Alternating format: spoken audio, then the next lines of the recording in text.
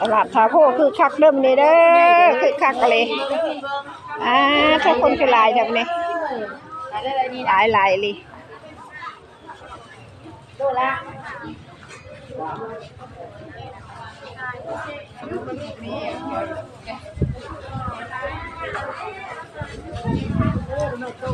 มาเด้อตลาดทาโพคือคักเลยเด้อเด้อมีทุกอย่างทุกแนวเด้อเนี่ยมันไม่ตรงมะขอหวานมะขอหวานพี่น้องเอ้ยมาชิมมะขอหวานหวานคักกะลีหวานคักมะขอคือหวานคักเถอะ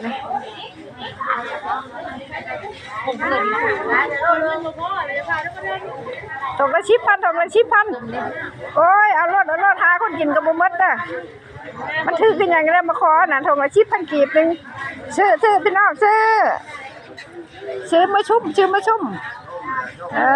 ถ้าเอาไปชุ่ม